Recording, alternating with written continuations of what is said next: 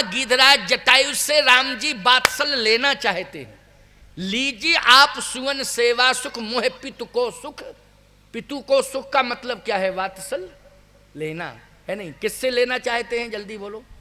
गीधराज जटायु से। यहां भक्त प्रहलाद को नृसिंह भगवान वात्सल्य दे रहे हैं। पिता परम पिता बन के बोलो, दे रहे हैं कि नहीं? पिता तुम्हारा चला गया, मैं तो आ गया हूं, मैं आ गया हूं।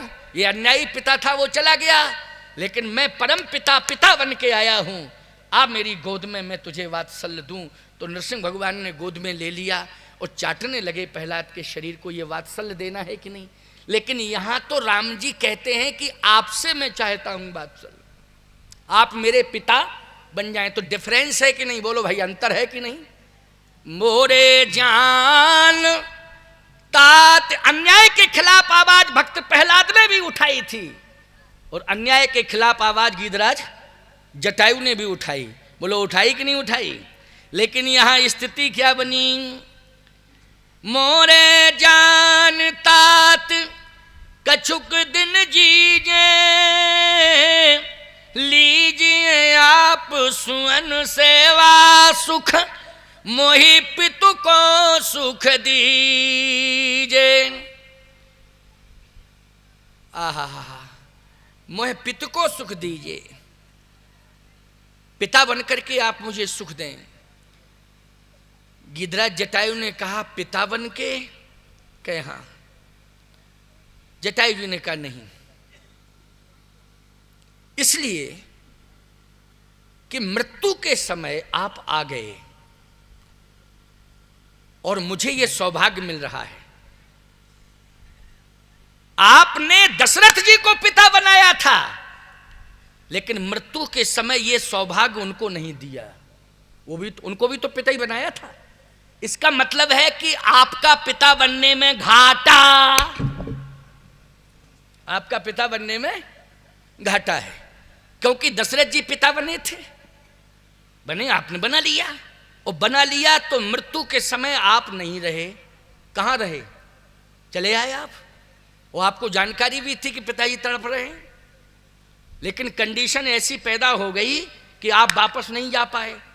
हो सकता है कि आप मुझे पिता बना लें और मरते समय ऐसी कंडीशन, मेरे मृत्यु के समय ऐसी कंडीशन आ जाए आपके सामने कि आप ना आ पाओ, तो इसलिए हमें पिता नहीं बनना है। भगवान ने कहा फिर क्या करना है? बोले हमें तो मरना है, हमें पिता नहीं बनना है। अब हमें तो इस कंडीशन में, क्योंकि आप मिल गए, आपके लिए जिंदा था, अब आप आ गए तो अब मुझे बस मरना है, अब जिंदा नहीं रहना है। अच्छा, तो एक काम करिए, क्या? मांग लीजिए, कुछ मांग लीजिए।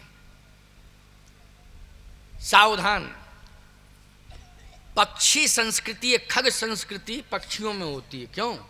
खग संस्कृति, ये खग संस्कृति में निकृष्ट जाति मानी जाती है।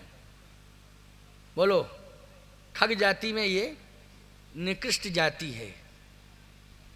ऐसे ही पशु जाति में मैं पांवर पशु कपि अति कामी, मैं पांवर पशु, ये सुग्रीव ने खुद कहा था ना। तो बाली भी पांवर पशु है। क्यों भाई, है कि नहीं? पांवर पशु है। तो वो पशुओं में पांवर पशु कौन है? बोले वानर। और इधर पांवर पक्षी कौन है? पक्षियों में गीध हुआ कि नहीं हुआ? गीध हुआ ना, स्पष्ट कह रहा है वो। गीध अधम खग आमिष भोगी, अधम खग, अधम खग, अधम जाति। लेकिन सावधान, इधर पांवर पशु को, इधर पांवर पक्षी को, इधर अधम खग को, उधर अधम पशु को, दोनों को भगवान ने क्या दिया मृत्यु के समय? कारण क्या है? लेकिन यहां अगर कर्म देखा जाए तो गीधराज का उच्च कोटि का कर्म है, और बाली का कर्म देखा जाए तो निकृष्ट कर्म है उसका। क्यों भाई, निकृष्ट ही है कि नहीं? बहुत अंतर है, विरोधाभास है पूरा। लेकिन आप देख रहे हैं दोनों की मृत्यु भगवान के सामने हुई। बोलो, हुई कि नहीं हुई? बस अंतर इतना है कि जटायु जी की मृत्यु, गीधराज जी की मृत्यु भगवान की गोद में हुई और बाली की मृत्यु भगवान के सम्मुख हुई। क्यों हुई सम्मुख कि नहीं? दोनों के सामने ही भगवान है कि नहीं? अब आप देखें, अंतर बता रहा हूं, ये ठीक बिल्कुल मात्र 25 मिनट में हम आपको पूरा फैसला करके दे देंगे, स्पष्टीकरण देके 25 मिनट में 2 बजे तक, क्योंकि हमने सुनिश्चित टाइम कर दिया है। टाइम से आता हूँ, टाइम से ही जाऊँगा, है नहीं? और आप लोग भी जब हम आते हैं तब तो कम संख्या रहती, लेकिन जैसे ही हम बैठ जाते हैं तो पता नहीं इधर उधर टहलते रहते हो क्या, तुरंत आ जाते हो, पांडाल भरने लगता है, हैं? और संख्या रोज बढ़ती ही तो जा रही है। क्यों भाई? संख्या प्रतिदिन बढ़ती ही जा रही है। इधर माताओं बहनों बेटियों की भी संख्या पर्याप्त है, इधर आप सबकी भी भाई बंधुओं की संख्या भी पर्याप्त है। संख्या रोज से बढ़ जाती है। कथा के प्रति प्रेम है तभी तो रोज एक दूसरे से कहते होंगे ना कि आओ आओ आओ कथा सुनो, बहुत अच्छी कथा हो रही है, कथा अच्छी लग रही, और कथा समझ में आती है, इसलिए तुम लोग और उत्साहित होकर के बैठते हो कथा सुनने के लिए, समझ में आती है। हम भी प्रयास करते हैं कि ऐसी कथा सुना दें जो समझ में आवे, हैं? अब ऐसी कथा सुनाएं कि समझे भी ना आवे, अटाकाश घटाकाश मठाकाश सुनावे तो बोलो भाई समझ में आएगा तुम्हारे? हैं? महत्वपूर्ण चर्चा वो भी है, लेकिन बहुत महत्वपूर्ण शास्त्रोक्त चर्चा है, लेकिन तुम लोगों के पल्ले नहीं पड़ेगी। वो गोष्ठी का विषय है। वो किसका विषय है? गोष्ठी का विषय है। गोष्ठी में वो चर्चाएं, विद्वानों के बीच में वो चर्चाएं होती हैं, लेकिन ये सामान्य लोगों के बीच में वो चर्चाएं हो सकती हैं, लेकिन समझ नहीं सकते हो, बस इतना अंतर है। इसलिए आपके कारण थोड़ा परिवर्तन करना पड़ता है कि ऐसी बात कहो उनकी समझ में आ जाए। जटायु जी से कहा मांग लो, आप तो मांग लूं, हमें कोई जरूरत ही नहीं है, मरने जा रहे हैं तो मांगू क्या? क्यों भाई? और सबसे बड़ी बात है कि आप ही मिल गए तो क्या मांगू? हैं? वैसे मरने वाला से पूछा जाए क्या चाहिए क्या चाहिए, तो वो कहता है मुक्ति चाहिए, मुक्ति। क्या चाहिए? मुक्ति। या कहेगा भक्ति चाहिए, या कहेगा मुक्ति चाहिए, या ये कहेगा मुक्ति और भक्ति दोनों चाहिए। लेकिन जब भगवान ही आ गया तो आप क्या मांगू? आप ही तो आ गए हो, कुछ नहीं चाहिए।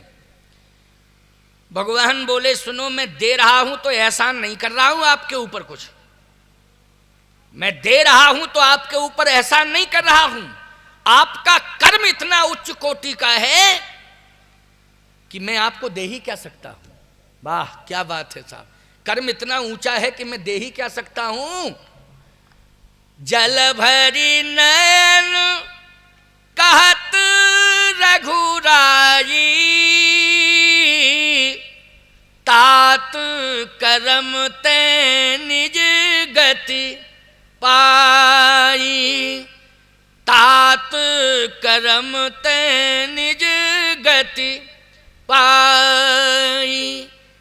आपने जो कर्म किया है उस कर्म से ही आपको मोक्ष मिल रहा है, मेरा कोई एहसान नहीं है। लेकिन फिर भी मैं मांग रहा था आपसे यह कि मुझे स्वीकार कर लो पुत्र के रूप में, लेकिन आप यदि पुत्र के रूप में मुझे स्वीकार नहीं कर रहे हैं तो मैं आपसे प्रार्थना कर रहा हूं कि आपने जो मेरे साथ किया है मैं क्या दे सकता हूं आपको। बहुत बड़ा कार्य किया आपने, कोई कर नहीं सकता है इतना बड़ा कार्य किया, आपको मैं क्या दूं। गिरिराज जटायु ने कहा जब ज्यादा ही पीछे पड़ गए हो कि क्या चाहिए क्या चाहिए क्या चाहिए, तो फिर हम जो मांगे वो दोगे? जो मांगे सो पहले ये बताओ, जो मांगे सो मिले? भगवान बोले नहीं, जो मांगोगे सो मिलेगा, बिल्कुल मिलेगा निश्चित रूप से। एक बात बताएं आपको, भगवान ने बाली से भी कहा था अचल करहु तन राखूं प्राण, लेकिन किस कंडीशन में कहा था? जब उसने अपने पाप को स्वीकार कर लिया कि मैं पापी हूं, मैंने पाप किए हैं, लेकिन प्रभु अब कर चुका हूं। लेकिन ये भी तो आपके दरबार का नियम है कि सन्मुख होए जीव मुँह जबहीं, तो जन्म कोटि अघ नासै तबहीं। तो ये भाव कैसे आप दूर कर पाओगे कि जन्म कोटि अघ नासै तबहीं? आपके सम्मुख कोई आ जाए तो जन्म कोटि कोटि कोटि जन्म के आघमानी पाप वो सम्मुख आते ही दूर